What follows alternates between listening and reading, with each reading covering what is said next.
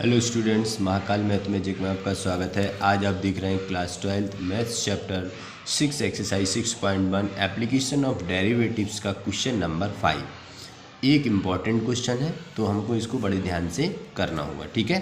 Question में उन्होंने कहा a stone is drop into a quite lake and waves move in a circle at the speed of 5 centimeter per second at instant when the radius of a circle wave is 8 centimeter, how fast is enclosed area is increasing। ठीक है, तो इसमें कह रहे हैं कि एक पत्थर है, हमने उसमें एक लेक है, यानी लेक में हमने क्या किया, एक पत्थर को फेंका। तो पत्थर को जब हमने फेंका तो उससे क्या होता है, उससे एक सर्कुलर वेव उत्पन्न होती है। क्या होती है, एक सर्कुलर वेव बनती है।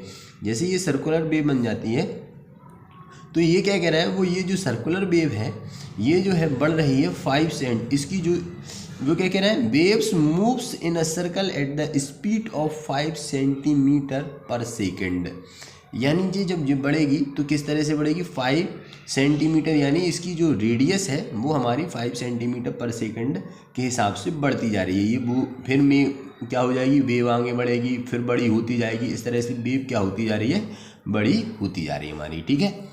तो अब हमें क्या कहा है, at the instant when the radius of the circular wave is 8 centimetre how fast is enclose area. तो किस तरह से एरिया बढ़ रहा है, इसका एरिया कितना बढ़ रहा है। तो एक सर्कुलर वेव है तो हमको मालूम है कि हमको पहले दिया क्या है, हम यहाँ लिख सकते हैं सॉल्यूशन। हम क्या दिया है हमें, देखो dr अपॉन dt, ये जो है रेडियस बढ़ रही है 5 सेंटीमीटर पर सेकंड के हिसाब से, ठीक है। तो यहाँ पे हमने यहाँ लिख सकते हैं अपन गिवन दैट, ये हमें क्या है, गिवन दैट, ठीक है, पहली बात। फिर क्या करना है, dr अपॉन dt दे दिया और उन्होंने r दिया, तो हम यहाँ करेंगे एरिया क्या होता है सर्कल का, पाई आर स्क्वायर होता है। फिर हम यहाँ क्या करेंगे, differentiate with respect to T.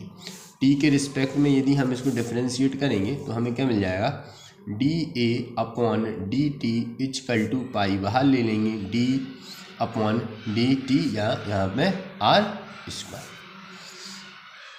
अच्छा, अब हम आर स्क्वायर का करेंगे तो हमारे पास क्या हो जाएगा, देखो आर स्क्वायर का यदि हम करेंगे पाई, इसका हो जाएगा 2r और r का भी होगा dr अपॉन dt होता है।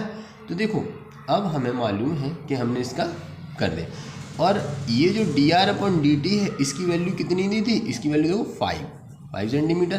तो यहाँ पे हम क्या करेंगे, पाई और यहाँ लिखेंगे 2r, यहाँ पे इसकी वैल्यू लिख देंगे 5 और 2 का मल्टीप्लाई हो जाएगा तो कितने हो जाएंगे 10r पाई या 10 पाई r, ठीक है।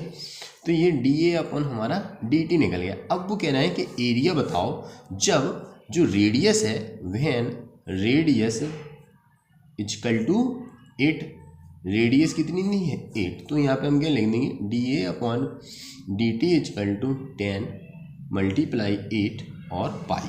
तो यहाँ पे जो डी ए अपॉन हमारे पास डी टी जो एरिया आ जाएगा वो कितना आएगा, 80 पाई। वेरी इजी क्वेश्चंस, ठीक है। आई होप आपको अच्छे से समझ में आया होगा, यही क्या हमारा आंसर। तो इसमें कुछ नहीं करना था अपन को, जो हमें रेडियस हमें मालूम होना चाहिए। जैसे क्वेश्चन में देखो हम पत्थर फेंक रहे हैं एक शांत रील में, तो वेव्स जो मूव हो रही है बढ़ रही है। अब वेव कब बढ़ेगी, ये वेव कब बड़ी मानी जाएगी, जब इसकी रेडियस बड़ी होगी। तो ये हमको क्या दिया है, dr upon dt। Okay, I hope आपको अच्छे से समझ में आया होगा। Thank you.